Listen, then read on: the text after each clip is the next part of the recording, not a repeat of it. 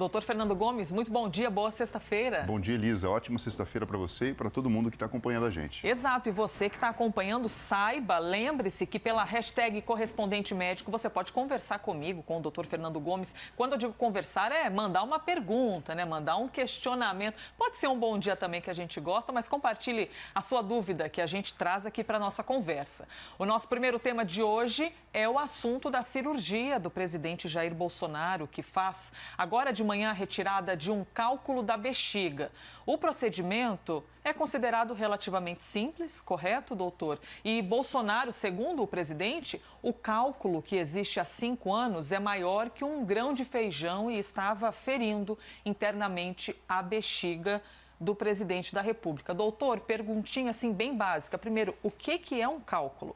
Bom, um cálculo nada mais é do que uma pedrinha que acabou se formando no aparelho uroexcretor. O que eu quero dizer com isso? A pedra se formou nos rins ou então na própria bexiga. A pedra pode ter se formado lá em cima, existe um rim direito, um rim esquerdo, que é conectado na bexiga através dos ureteres.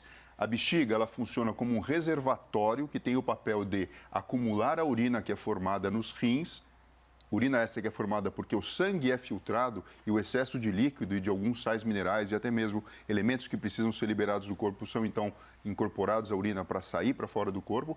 Quando chega na bexiga, a urina é acumulada para que a gente possa ter uma vida social, senão a gente ia fazer xixi a todo momento. Senão a todo momento ia ter de sair do estúdio e ir até o banheiro rapidinho. Isso. E então ela se distende, a gente tem a vontade de urinar, a gente pode controlar ou não, ela funciona como um músculo, a gente tem esfíncteres que acabam fechando essa saída e a partir do ponto mais distal dela, então, existe a uretra, onde ela pode, então, ganhar o meio exterior. E a gente urina e libera ela. O que acontece? Se uma pedra é formada, existe uma precipitação de elementos como, por exemplo, o cálcio, por exemplo, o oxalato de cálcio. Existem alguns tipos de cálculo, né? Mas o mais comum é devido à precipitação de cálcio. Então, ela se precipita e ela fica, como foi falado, né? Um pouquinho maior do que um grão de feijão, parada nessa região. O que pode acontecer se ela fica aí a longo prazo?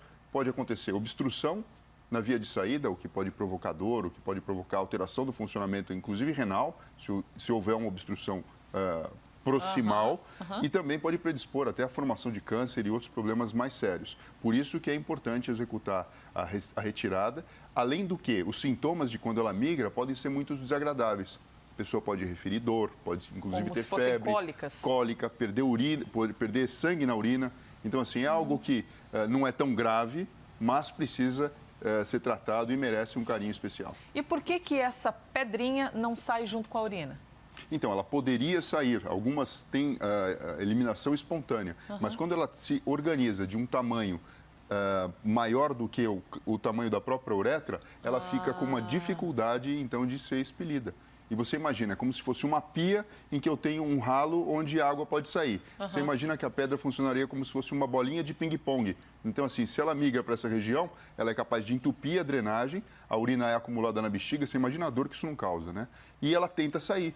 E não conseguindo, você pode imaginar os problemas que são decorrentes disso. E a tal da pedra na vesícula, doutor?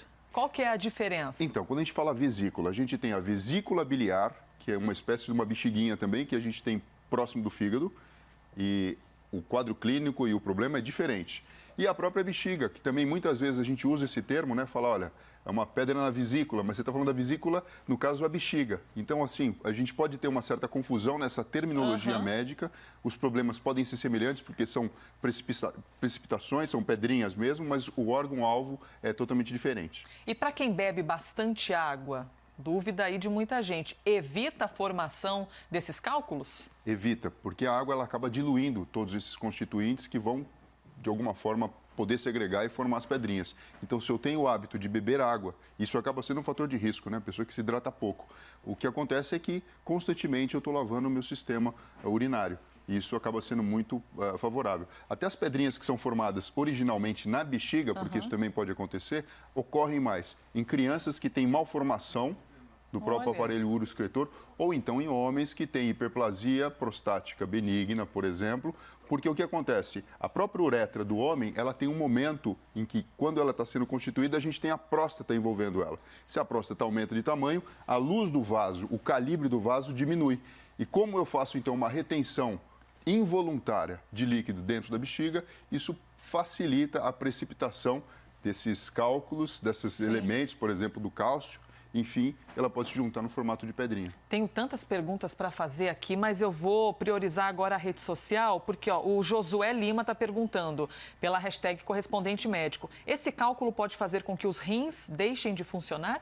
Então, vamos imaginar o seguinte, se esse cálculo é um cálculo grande e ele obstrui a saída de urina, atrapalha o funcionamento normal da bexiga, que funciona como se fosse uma bexiga de aniversário mesmo. Ela distende, contém a urina e tem que esvaziar para a gente liberar. Imagina que dentro de uma bexiga dessa de aniversário, eu tenho calcificações e eu tenho um endurecimento dessa parede e pequenas obstruções. Isso pode fazer com que se acumule urina aqui. Essa urina ela pode dilatar os ureteres e, inclusive, comprometer os rins que estão na parte superior, provocando até uma insuficiência renal, que a gente chama de pós-renal, em alguns casos. Por isso que nesta manhã de sexta-feira o presidente da República está nessa missão de retirar esse cálculo nessa cirurgia e que nós estamos acompanhando. E que a gente deseja um ótimo procedimento. E uma ótima recuperação também, que essa dor depois passe, que deve ser horrível conviver com dor. Mande sua dúvida, tá, a respeito desse assunto, que no fim, novamente, eu dou uma olhada aqui na rede social. Próximo tema que eu trago aqui para vocês, o prefeito de São Paulo, Bruno Covas, assinou nesta quinta, ontem, 6 protocolos relacionados à retomada das atividades na área cultural. Olha lá que notícia para você que está com saudade disso, hein? As normas vão entrar em vigor quando a cidade passar para a fase 4, que é a fase verde do Plano São Paulo. Ou seja, o que pode acontecer nesta fase? Já estou olhando aqui a dança, já está me dando aquela saudade danada de estar na plateia acompanhando um espetáculo. O que pode acontecer? Podem funcionar bibliotecas, museus, galerias, cinema, teatro, espetáculo e também outros eventos. Doutor, que falta faz para o cérebro do ser humano ter a cultura, poder chegar nesse ambiente e se teletransportar às vezes, né, para uma outra dimensão, mergulhar numa arte, viajar numa história. Isso faz de fato diferença na nossa vida ou é só impressão? Isso faz muita diferença, porque tanto a cultura, e a gente mistura cultura com entretenimento e com lazer, fazem bem para o cérebro e fazem bem para a mente. É o momento em que a gente vai ter criatividade, que a gente vai ter o deleite de ter trabalhado durante uma semana inteira e então a gente se programa para aquele espetáculo, para aquele evento social ou cultural e a gente consegue enriquecer o nosso cérebro com conhecimento, com informações novas, com relacionamento com outras pessoas. Então, assim, isso sem sombra de dúvida faz falta, porque sozinho, mesmo que você tenha recursos tecnológicos, falta um pouquinho daquilo, da percepção do mundo físico. Ou seja, ficar aqui no celular vendo um vídeo interessante, por exemplo. Isso, você pode pegar muito conteúdo, mas assim, imagina a vivência de você perceber um artista, por exemplo, dançando na sua frente, você imagina aquilo, você começa a disparar neurônios em espelho, quase como se você estivesse imitando aquilo que você está vendo. Então, é muito importante para o cérebro essa vivência do mundo físico, né? Então, assim, esse momento tem sido um momento crítico, a gente entende do ponto de vista biológico o que está ocorrendo, mas, assim, curiosos que somos, né? O cérebro, na verdade, deseja isso aqui. Não, e a gente sai de um espetáculo de dança achando que é bailarino de Bolshoi, né? Daí chega em casa e vê que não é nada disso, a vida que volta ao normal. Doutor, uma dúvida. Tem gente que fala assim, tá tudo abrindo já, o comércio já está aberto, tudo. Então a vida está voltando ao normal, a doença já passou. Isso pode gerar essa impressão para as pessoas quando há a liberação de alguns setores, essa falsa impressão de que a vida voltou ao normal? Então, Elisa, você imagina, quando a gente libera coisas que são necessárias para a vida, na base mesmo, por exemplo, você pode comprar alimento, você pode comprar... Farmácia. Você vai na farmácia e tudo mais, você aceita isso, porque isso, teoricamente, é chato de fazer, entendeu? É necessário, mas chato de fazer. Agora, quando você libera entretenimento, isso se mistura com a questão do voltamos ao normal. E aí que acaba sendo um ponto de desafio para todo mundo, enfim, porque a gente está falando de voltar com um comportamento diferente. E a gente coloca aqui essa arte para ilustrar que na parte mais anterior da nossa cabeça, nos lobos frontais, aqui na frente, onde existe uma região chamada córtex pré-frontal, a gente tem a possibilidade, primeiro, de conseguir fazer o planejamento de novos comportamentos. Então, imaginar como vai ser. Eu vou voltar, por exemplo, a assistir um espetáculo, vou numa biblioteca, vou no museu, vou num parque, mas eu preciso me comportar de uma forma diferente do que a minha memória me faz, enfim, executar. Essa flexibilização das ações também acontece aqui, no qual eu imagino a minha ida, mas eu tenho que me comportar de uma forma diferente, né? Agora, o que eu percebo na minha prática clínica, quando eu atendo um monte de paciente, eu percebo que assim, existem 2 grupos de pessoas em relação a tudo isso que a gente está falando. Tem uma turma aqui que está na quarentena mesmo, que está dentro de casa e fica brava quando vê as pessoas indo, saindo e muitas vezes não tomando os cuidados necessários. E uma outra turma que olha quem está dentro de casa de uma forma certinha, corretinha e fala, gente, vamos sair um pouco porque não é tão assim. Existe o problema, mas assim, existe uma coisa chamada vida, né? E a gente precisa botar essa roda para funcionar. E aí a gente vai ter de adaptar toda essa vida dentro de padrões. A gente já vem vivendo aí alguns meses com alguns hábitos. Aí a máscara, vai entrar no elevador, se já tem muita gente, a gente já fica meio desconfiado. Se tem um idoso, não entra. Se está na fila de algum lugar e alguém chega perto, é muito engraçado, a gente já fica assim, né? A pessoa vai se aproximando e a gente já vai distanciando. Então, a gente passou a ter alguns hábitos. Vai ser natural adaptar todos esses hábitos a essas retomadas? Ou não? Vai ter de continuar reforçando, porque para algumas pessoas não é tão fácil assim. Vamos pegar um exemplo de uma outra coisa que é comportamento de hábito também que mudou no decorrer dos anos. O hábito de fumar. Até tempos atrás, não muito tempo atrás, assim, era possível a pessoa que faz uma viagem de avião acender um cigarro e fumar dentro do avião. A gente hoje em dia acha isso um absurdo, né? E a gente entende isso. Até que chegou um momento em que não se pode fumar em ambientes que tem outras pessoas. A gente está falando de restaurante, boate e outras coisas assim. Mas até tempos atrás, isso era permitido. Então, são ajustes que vão acontecendo. A gente tem um ponto de colisão, um momento em que existe uma certa discussão, uma certa insatisfação, até que o bom senso ele acaba imperando e as pessoas acabam utilizando esse novo comportamento de uma forma normal. Não sem atrito, né? Mas não tem jeito, tudo caminha para uma coisa melhor e uma coisa mais racional para todos. Estaremos aqui com o quadro correspondente médico para discutir esse futuro que vai chegar em breve e a gente vai ter muitos exemplos com certeza. Eu quero trazer para vocês mais um tema, viu gente, um assunto interessante. Um estudo coordenado pelo Instituto Butantan analisou testes sorológicos de grupos de risco para a Covid-19, ou seja, as pessoas geralmente mais velhas que fazem parte do grupo de risco.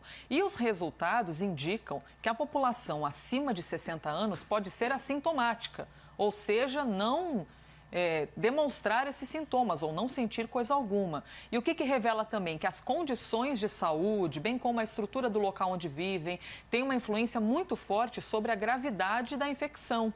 Essa pesquisa foi feita num asilo do interior de São Paulo. Doutor, quando eu li essa pesquisa, eu logo lembrei, quando você nos trouxe ontem, a informação sobre o Alzheimer, que o ambiente onde a pessoa vive diz muito respeito, às vezes, sobre a evolução da doença. Ou seja, pouco acesso à informação, pouca estrutura, é muito diferente de uma pessoa que tem mais acesso à informação e até uma visão mais ampla, a família ali reunida, conectada. Isso tem alguma relação, essa estrutura por onde o idoso passa e vive? Tem, porque você imagina, se você vive numa comunidade ou então se você vive, vamos falar...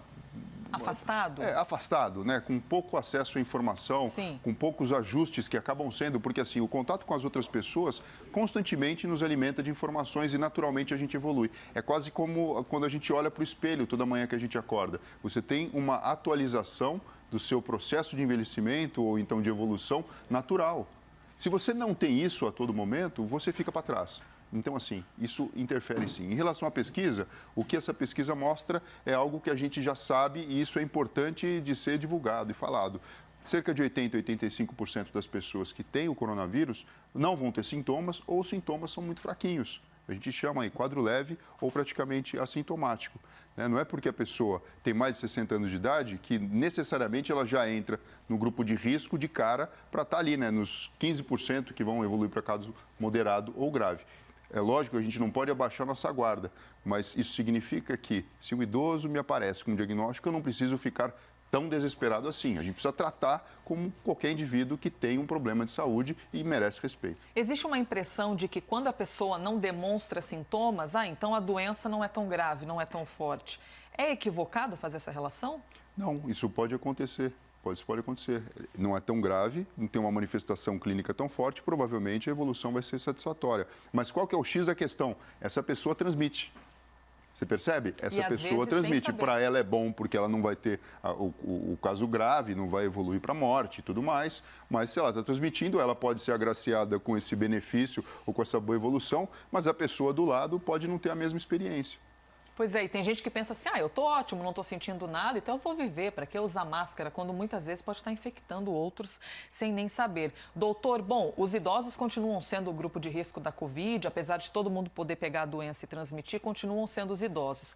De que maneira, então, essa estrutura de vida do idoso pode fazer com que ele seja menos acometido, não sei se eu posso dizer isso, com um quadro grave da doença? Então, seria um ambiente mais saudável? É uma alimentação que a gente está falando? É uma estrutura familiar? O que muda aí? É tudo isso. É uma estrutura familiar, uma estrutura social, um ambiente doméstico que respeite essas características da pessoa que tem mais idade. E também, assim, o que a gente vê agora acontecendo, Elisa, é o que eu gosto de chamar de poupança de saúde. A pessoa, durante vários anos, teve um estilo de vida saudável. Então, fez atividade física, se alimentou bem, evitou vícios como, por exemplo, o álcool e o tabaco de longo prazo, se divertiu, estudou, enfim, viveu, tem bons relacionamentos. A probabilidade de desenvolver um quadro mais grave e, sobretudo, não ter assistência, acaba aumentando muito para quem não fez essa poupança de saúde durante toda a sua vida. Então, assim, as pessoas adoram acumular riquezas, né, e se preocupam com imóveis, com posses e tudo mais, mas a posse mais valiosa que a gente tem é o corpo físico, então a gente precisa cuidar muito bem dele. E se livrar daquela sensação de sempre tem algo ruim, né? De estar insatisfeito com a vida, tem que dar atenção a isso, né? Para conseguir ter saúde de fato. Não só riquezas, mas ser uma pessoa feliz. Regina Raco mandou uma pergunta aqui, #correspondente médico, sobre a tal da água a ser bebida, viu, doutor? Qual realmente é a quantidade ideal de água que devemos ingerir diariamente? Quantos litros, doutor? Porque tem gente que já não sabe mais, aí pensa, mas eu tomo muito suco, eu como muita fruta, já é a água que eu deveria tomar, é? Olha só, existe uma regra de ouro, um bom senso quando a gente comunica esse tipo de informação. Mais ou menos 2 litros por dia é o esperado. Aí você fala assim, mas eu não bebo tudo isso, eu bebo 1 litro, 1,5 litro. O que está acontecendo? Durante anos está faltando 500 ml na minha... Não, isso é retirado da alimentação, porque o alimento, qualquer tipo de alimento, ele tem água na sua constituição. Então, se você pegar uma refeição, por exemplo, colocar dentro do liquidificador e depois esperar, você vai ver que tem uma quantidade de água. Tanto é que essa acaba sendo uma dica importante aqui. Quem começar a tomar mais água a partir dessa nossa conversa vai se beneficiar de 2 formas. Primeiro, que o aparelho renal, a própria bexiga, enfim, todo o aparelho uroescretor vai agradecer, mas também a chance que você tem de emagrecer ou pelo menos deixar de engordar aumenta. Porque muitas vezes o nosso cérebro sinaliza a vontade de se alimentar, mas na verdade está sinalizando a vontade de água. Ah, é? Então você busca no alimento aquela água, e de fato ela existe, só que você coloca para dentro muitas calorias a mais. Então, assim, antes de comer, por que não levar em consideração que você pode estar sentindo sede e não exatamente fome? Tomar um copinho d'água, quem sabe, para não comer tão esfomeado? Vamos ver, né? Bom, faça seu teste aí, hein? E depois compartilhe com a gente adora saber as suas impressões pela #correspondente médico. Olha, obrigada pelas mensagens Paulo Alexandre, André Arquimedes, Josué Lima, Fênix, a Regina, que fez a pergunta da água, e todos os questionamentos que chegaram. Doutor, obrigada por mais um dia, viu? Saindo daqui, já vou ali tomar minha canequinha de água para fazer essa reposição, ficar sempre bem hidratada. Eu também vou. Obrigado, viu, Elisa? Um ótimo fim de semana para você. Rafael Colombo.